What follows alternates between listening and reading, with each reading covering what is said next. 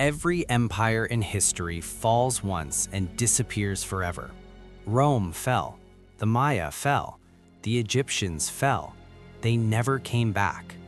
But there's one civilization that breaks the rule. China has collapsed completely, not once, not twice, but at least a dozen times over 5,000 years. Dynasties crumbled, millions died, cities burned, foreign invaders conquered the entire territory. And every single time, China rebuilt itself and came back stronger. The Han Dynasty collapsed in 220 AD. They came back. The Tang Dynasty collapsed in 907 AD. They came back. The Ming, the Qing, the Republic, collapse after collapse after collapse. Yet today, China stands as the world's second largest economy, the longest continuous civilization on Earth, and a superpower reshaping the 21st century. How? How does the same civilization fall and rise and fall and rise for 5 millennia, while everyone else falls once and vanishes? I spent weeks researching this, and the answer reveals something profound, not just about China, but about how civilizations actually survive. This file needs to be opened. Let's put China's timeline in perspective, because most people don't grasp how insane this is. When the Egyptian pyramids were being built around 2500 BC, Chinese civilization already existed. The Xia dynasty was establishing the foundations of what would become the longest-running civilization in human history. When Rome was just a small village of huts, China was already on its third major dynasty.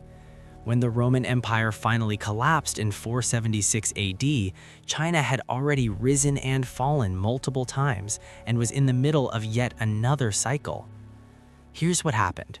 The Shang dynasty lasted 550 years, then collapsed. The Zhou dynasty lasted nearly 800 years, then fragmented into chaos. The Warring States period saw 7 kingdoms fighting for 250 years until one man changed everything.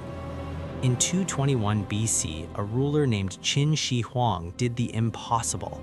He conquered all 7 kingdoms, unified China for the first time, standardized the writing system, the currency, the measurements, and the laws. He built the first Great Wall. He created the Terracotta Army, 8,000 life-size soldiers buried to protect him in death. He declared himself the first emperor. He expected his dynasty to last 10,000 generations. It lasted 15 years. The Qin dynasty collapsed almost immediately after its founder died. Rebellion swept the empire. Chaos returned. But here's where China's pattern becomes visible. From the ashes rose the Han dynasty, one of the greatest empires in human history. For 400 years, the Han ruled a territory comparable to Rome at its peak. They invented paper. They established the Silk Road. They created a civil service examination system that selected government officials based on merit, not birth. Then the Han collapsed in 220 AD. 3 kingdoms fought for dominance. Millions died in the chaos. But China rebuilt. The Tang dynasty emerged in 618 AD and became arguably the most culturally advanced civilization on Earth at that time. Poetry, art, technology, trade. Chang'an, the capital, was the largest city in the world with over 1 million residents. Baghdad was impressive. Constantinople was impressive. Neither matched Tang dynasty China. Then the Tang collapsed in 907 AD, and China rebuilt. The Song dynasty brought gunpowder, the compass, movable type printing, and the world's first paper currency. The Ming dynasty built the Forbidden City and sent massive treasure fleets across the oceans decades before Columbus was born. Each dynasty eventually fell. Each time, China rose again. The question isn't why China fell. Every civilization falls. The question is, why did China always come back? 3 things made China different from every other fallen empire. First, the writing system. Chinese characters aren't phonetic, they're symbolic. This means that even when different regions developed different spoken languages, they could still read the same texts. The classics written 2,500 years ago by Confucius remained readable across every dynasty. Cultural continuity survived political collapse. Second, the mandate of heaven.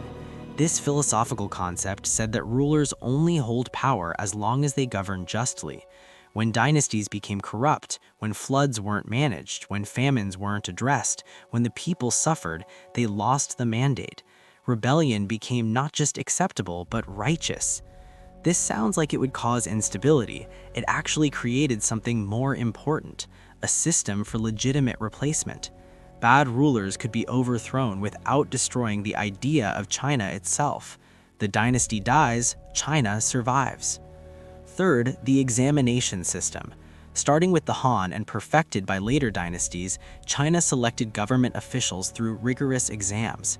This created a class of educated administrators whose loyalty was to the civilization, not any particular ruler. When dynasties fell, this knowledge class survived. They carried institutional memory from one era to the next. Rome had none of these features. When Rome fell, nobody remembered how to build aqueducts. The knowledge died with the empire. When Chinese dynasties fell, scholars preserved the texts. The next dynasty rebuilt using the same foundations. The Qing dynasty collapsed in 1911 after 277 years, almost exactly matching Glubb's 250-year empire pattern. The republic that followed lasted only 38 years before civil war tore it apart. In 1949, the People's Republic emerged. Modern China began. Now, here's what's fascinating. The PRC is only 75 years old. If historical patterns hold, they're not even at the midpoint of a typical dynastic cycle. But they're also operating in a world that's completely different. Global interconnection, nuclear weapons, climate change, technologies that ancient dynasties couldn't imagine.